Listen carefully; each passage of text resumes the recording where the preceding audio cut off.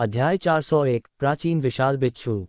भले ही छोटी चोर बिल्ली ने मालिक बदल लिया था, फिर भी उसमें उसकी भविष्यवाणी की विशेषता थी। कनिका ने बिना किसी संदेह के इस पर विश्वास किया।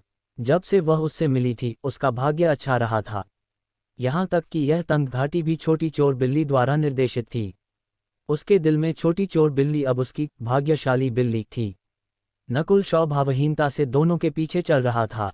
छोटी चोर बिल्ली के रास्ते के अनुसार सामने से एक मैदान दिखाई दिया और यहाँ की स्वर्ग पृथ्वी रुआन की हुई अधिक सक्रिय थी।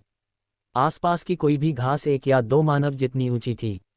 दहाड़, पेंग पेंग बूम, मैदानों से जानवरों की दहाड़ और भारी कदमों की आवाज आए। नकुल की ईश्वर की आध्यात्मिक आंख ने पहले ही कुछ शक्तिशाली बड़े जानवरों को देख लिया था और अगर वह यहाँ अकेला होता तो वह निश्चित रूप से पीछे हट जाता। ये जानना जरूरी था कि पर्पल सेंट खंडहर के बाहर कुछ जानवर सत्य स्वामी रैंक के साथ तुलना किए जा सकते थे और यह रहस्यमयी तंगघाटी थी। हालांकि कनिका के साथ यह शक्तिशाली सत्य स्वामी रास्ता खोल रहा था, नकुल को चिंता करने की जरूरत नहीं थी। जैसे ही वे मैदानों में 100 गज अंदर गए, कई गज ऊंचे धातु के बैल का एक विशाल झुंड दिखाई दिया, जिनकी पीठ पर कांटे थे। उनके शरीर कठिन थे और उनके कदमों से जमीन कांप उठी। आयरन बैक रेजिंग बुल, लोहे की पीठ वाला गुस्सेल बैल, एक जानवर जिसमें पुरानी रक्तरेखा के धुंधले निशान हैं। मजबूत लेकिन आसानी से गुस्सा होने वाला और आमतौर पर एक ही स्तर के कई जानवरों को कुचलकर मार सकता है। जब ये गुस्सा हो जाता है तो इसकी रक्तरेखा सक्रिय हो जाएगी और इसकी युद्ध शक्ति दोगुनी हो जाएगी। नकुल ने इस जानवर को पहचान लिया। Iron back raising bull एजोर flower continent में विलुप्त थे और उनके बारे में केवल प्राचीन अभिलेखों और अशुद्ध रक्तरेखाओं में ही सुना गया था। आयरन बैक रेजिंग बुल के इस झुंड में सबसे कमजोर सत्य मानव रैंक पर था और कई सत्य रहस्यमय रैंक पर थे। सबसे मजबूत की युद्ध शक्ति सत्य स्वामी रैंक के करीब थी और वह इस झुंड का राजा था। नकुल और उसके साथियों का उनके क्षेत्र में प्रवेश करना तुरंत उन्हें हमला करने का कारण बना। आयरन बैक रेजिंग बुल का उग्र रवैया और प्राचीन रक्तरेखा थी। भले ही सत्य स्वामी रैंक आ जाए, उनमें लड़ने का साहस होगा। बूम! सैकड़ों आयरन बैक रेजिंग बुल धरती को हिला रहे थे क्योंकि वे नकुल और उसके साथियों की ओर चार्ज कर रहे थे। कनिका मुस्कुराए और अपना हाथ हिलाया क्योंकि ठंडे इरादे की एक रेखा चमकी। सतह से ऐसा लग रहा था कि कनिका का हमला नर्म और शांत था, जैसे कि उसमें ज्यादा शक्ति नहीं थी। हालांकि नकुल की पुतलियां सिकुड़ गईं क्योंकि उसके चेहरे पर सदमा दिखाई दिया। उस समय पवित्र सत्य ड्रैगन सभा में रूपेश और सिद्धार्थ ग्रिफिन की लड़ाई सरल लग रही थी, लेकिन उनका नियंत्रण सीमा तक पहुंच गया था। हर क्रिया में इरादा शामिल था जिसने उन्हें चींटियों की तरह एक ही स्तर के दूसरों को मारने की अनुमति दी। ये स्थिति कनिका पर भी दिखाई दी थी, लेकिन ये कहीं अधिक पूर्ण थी। Bam bam bam! जहां चांदी की रेखा गुजरी, आयरन बैक रेजिंग बुल के शरीर अचानक जम गए। अगले ही पल दर्जनों आयरन बैक रेजिंग बुल ने खून के फव्वारे उगल दिए क्योंकि वे मृत होकर गिर गए और जमीन को लाल रंग दिया। दूसरे कुछ भी देख नहीं पाए होंगे, लेकिन नकुल की ईश्वर की आध्यात्मिक आंख स्पष्ट रूप से देख सकती थी कि धुंधली चांदी की रेखा सीधे बैलों की त्वचा और उनके अंगों से गुजरी। इसका मतलब था कि हर बैल को अनगिनत छेदों से भेदा गया था। उनकी रक्षा कितनी भी मजबूत क्यों न हो, उनके अंगों को अभी भी अनगिनत बिंदुओं से छेदा गया था और उन्हें कोई जीवन नहीं छोड़ा गया था। कनिका के सहज कदम ने तुरंत दर्जनों बैलों को मार दिया और नकुल में निश्चित रूप से यह क्षमता नहीं होगी क्योंकि इन बैलों की रक्षा मजबूत थी और वह प्रत्येक को एक हथेली या नज़र से मार सकता था, लेकिन एक साथ दर्जनों को मारना कुछ ऐसा था जिसे सत्य स्वामी रैंक को भी मुश्किल लगता।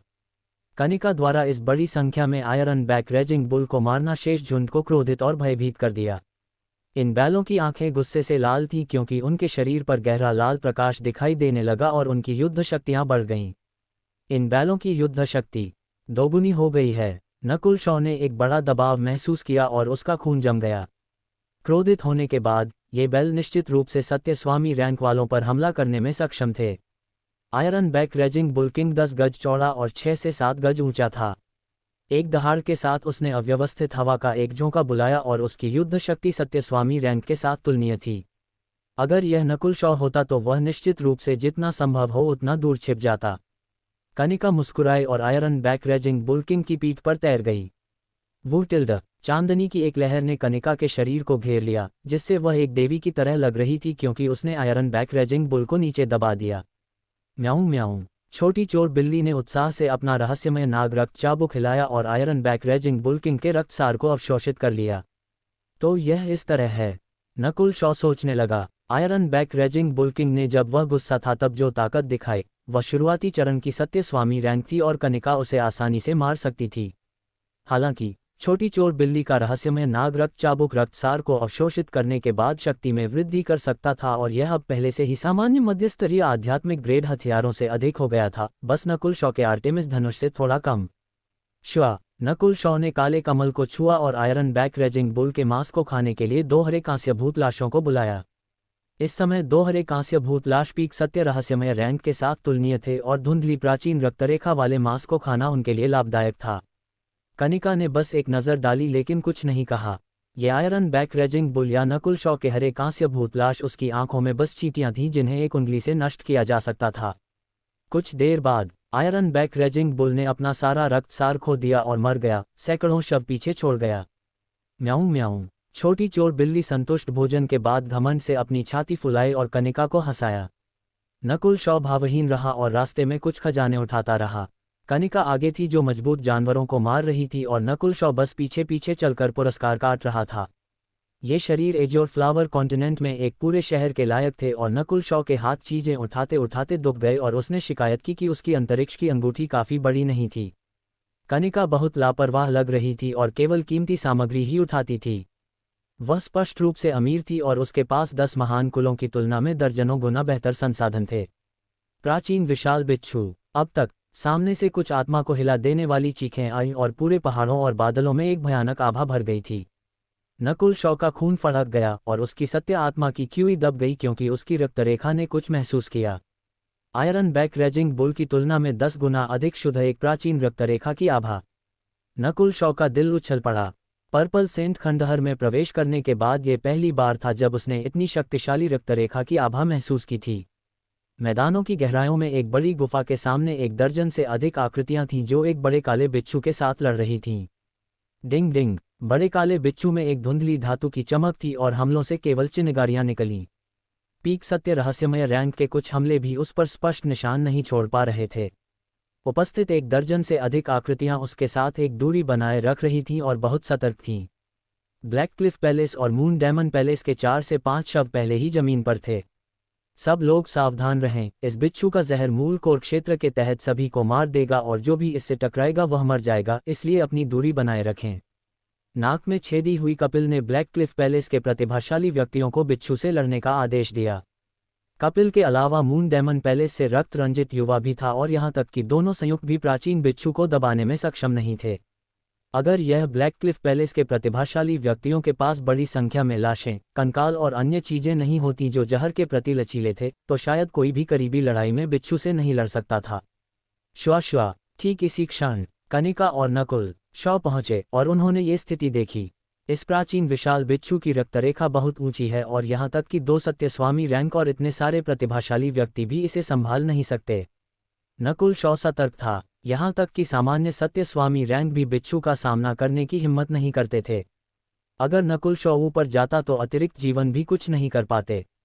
कपिल चांदी की रेखा वाले सत्यस्वामी रैंक कंकाल और सत्यस्वामी रैंक के पास के 4 से 5 अन्य को नियंत्रित कर रहा था जिन्होंने प्राचीन विशाल बिच्छू को रोके रखा।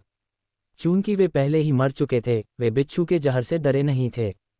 कनिका ने एक गंभीर नज़र दिखाए, इस बिच्छू की रक्तरेखा बहुत दुर्लभ है और पर्पल सेंट खंडहर में प्रतिभाशाली व्यक्तियों से बेहतर है।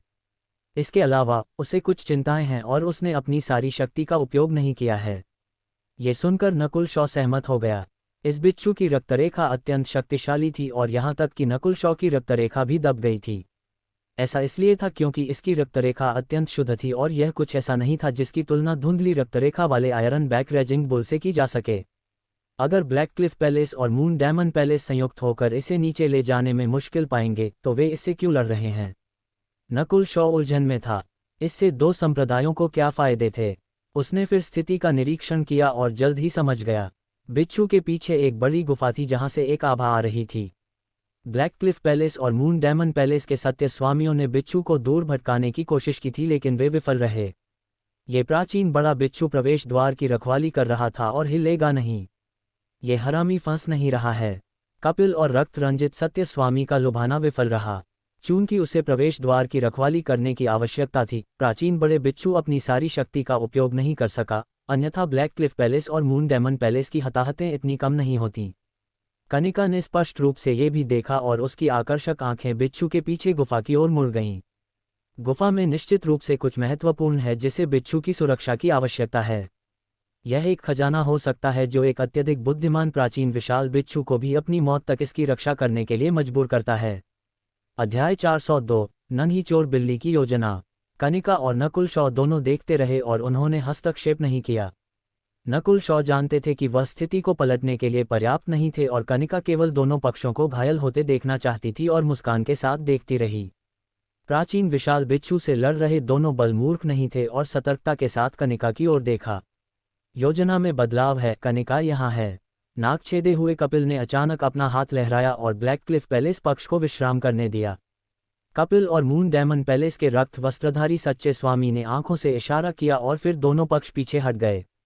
चूंकि वे बिच्छू को थोड़े समय में मार नहीं सकते थे और बिच्छू केवल गुफा की रक्षा करेगा, इसलिए उन्हें तुरंत उसे खत्म करने की जरूरत नहीं थी। जब कपिल ने नकुल शॉ को देखा तो उसकी सफ़ेद आंखें सिकुड़ गईं।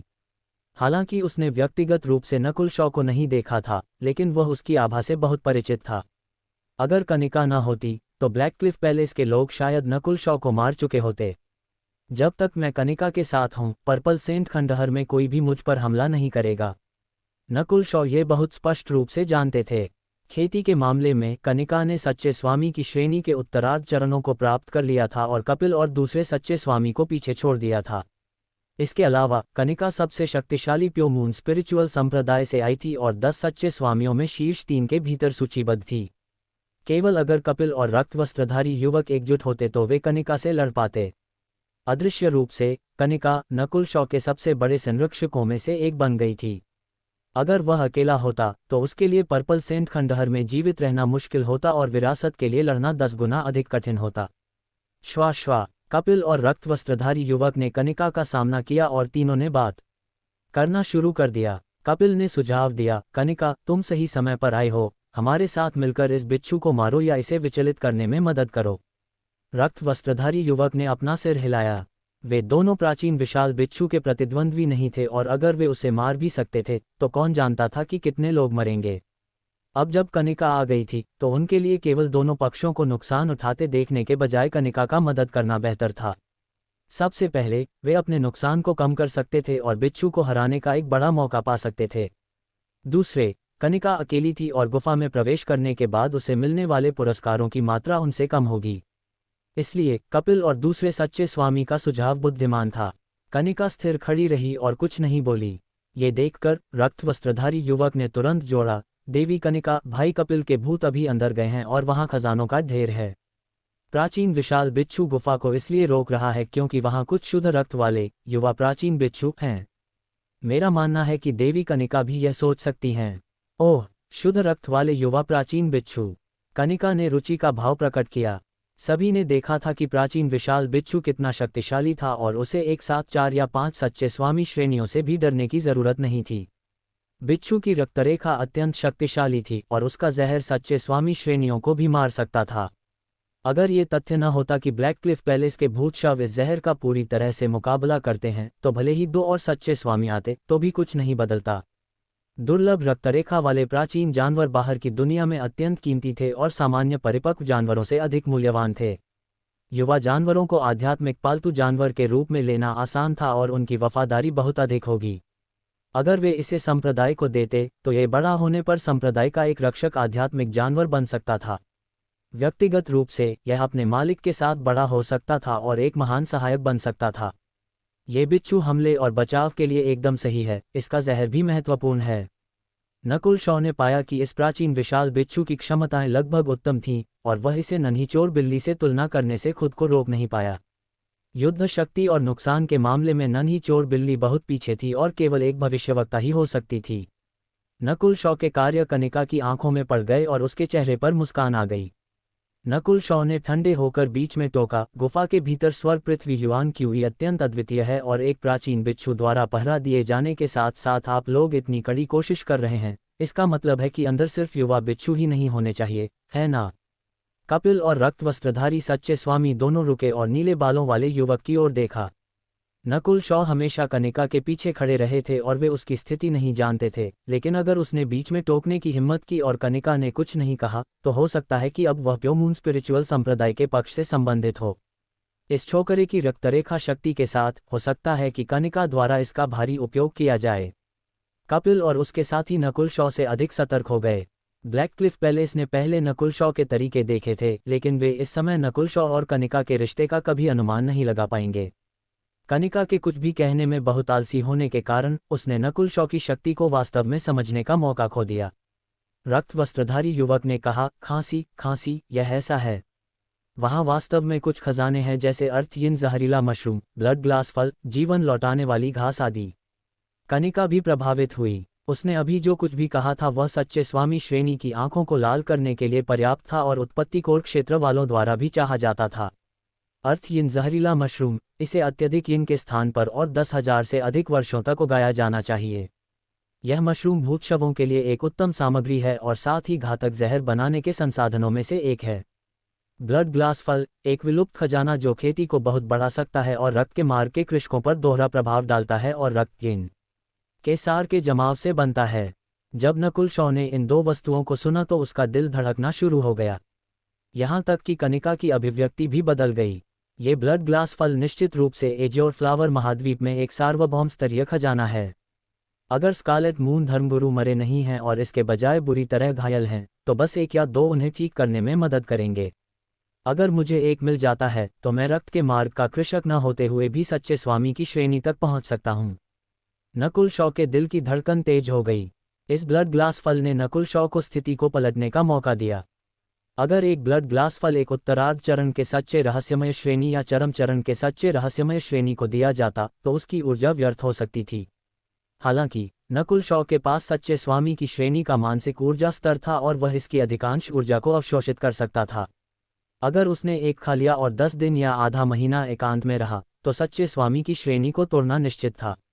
सच्ची आत्मा क्षेत्र को एक तरफ रख दें, ब्लड ग्लास फल उत्पत्ति कोर क्षेत्र वालों के लिए भी लाभदायक था।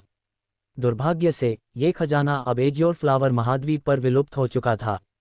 अन्य अर्थहीन जहरीला मशरूम और जीवन लौटाने वाली घास भी ब्लड ग्रास फल के समान स्तर पर थे। जीवन लौटाने वाली घास। नकुल शॉ ने अचानक कुछ सोचा। जीवन लौटाने वाली घास, स्वर्ग और पृथ्वी द्वारा बनाया गया एक खजाना। जब तक आपके पास जीवन की एक झलक है, यह आपकी चोटों को ठीक कर सकता है। इससे बना जीवन का अमृत भी चोटों को ठीक कर सकता है और जीवन को बढ़ा सकता है। अचानक एक आवाज़ नकुल शॉ के मन में आए, अगर तुम सच में मुझे चुकाना चाहते हो तो पवित्र सच्चे ड्रैगन सभा में शीर्ष 20 में पहुंचो और अगर तुम कुछ जीवन का अमृत, जीवन बहाल करने वाली गोलियां या समान जीवन की वस्तुएं प्राप्त करने में सक्षम हो तो मैं अत्यंत आभारी रहूंगा। आयरन ब्लड धर्म के मुख्य मुख्यालय में घनी भौहों वाले बुजुर्ग, जिनकी सिफारिश जसवंत ने नकुल शॉ से की थी, ने ये कहा था। उस बुजुर्ग के कारण नकुल शॉ आत्मा के मार्ग में कदम रख पाया और अपनी आंखों की क्षमताओं को बढ़ा पाया। उस रहस्यमय बुजुर्ग द्वारा उल्लेखित जीवन का अमृत जीवन लौटाने वाली घास से बनाया जा सकता था और जीवन लौटाने वाली घास जीवन के अमृत से अधिक कीमती थी। इस क्षण नकुल शॉ और कनिका आखिरकार समझ गए कि प्राचीन बिच्छू गुफा को क्यों रोक रहा था। ये सिर्फ अपने बच्चे की रक्षा नहीं कर रहा था, ये खजानों की भी रक्षा कर रहा था। हम इस बिच्छू को एक साथ मारेंगे और फिर पुरस्कारों को अपनी क्षमता के आधार पर बांटेंगे। कपिल और उनके साथियों ने कुछ नहीं छिपाया। अगर पर्याप्त लाभ नहीं होता तो कनिका उनके द्वारा इस्तेमाल नहीं की जाती। नकुल शॉ पहले ही कल्पना कर सकते थे कि ब्लड ग्लास फल और अन्य खजाने अंदर केवल यही नहीं थे। यहाँ तक सोचते ही उसका दिल उत्साह से भर गया। जल्द ही तीनों सच्चे स्वामी श्रेणी ने एकजुट होकर प्राचीन बिच्छू पर हमला किया। प्योमून स्पिरिचुअल संप्रदाय, moon demon palace, black cliff palace एक बार के लिए एकजुट हुए। हुटिल्ड श्वा। इस बार कपिल ने 2 सच्चे स्वामी श्रेणी के भूत शवों को बुलाया और पहले वाले चांदी की धारी वाले कंकाल के बजाय एक रक्त चांदी का भूत शव था। ये दोनों 2 से 3 गज ऊंचे थे और उनकी आभा मंद थी। वे विशाल बिच्छू के जहर से डरे नहीं थे और उसे रोकने के लिए गए। नकुल शॉ आश्चर्यचकित और ईर्ष्यालु थे। इस कपिल के पास 2 सच्चे स्वामी श्रेणी के भूत शव हैं। उन्होंने ये तय करने में एक मुख्य भूमिका निभाई कि वे बिच्छू को मार सकते हैं या नहीं। मून डेमन पैलेस के रक्त वस्त्रधारी सच्चे स्वामी के हाथ में एक भयंकर रक्त चंद्रमा ब्लेड एक अराजक आभा के साथ प्रकट हुआ। वेंटिल्ड, उसने ब्लेड को चीरा और हवा एक रक्त चंद्रमा से भर गई जो बिच्छू को काटती रही।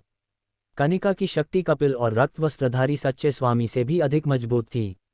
उसने अपना हाथ लहराया और चांदी की एक रेखा लहरदार हुई और एक पारदर्शी जल चांदी की तलवार बन गई। जब उसने हमला किया तो प्राचीन बिच्छू की आंखें भी सतर्कता से भर गईं।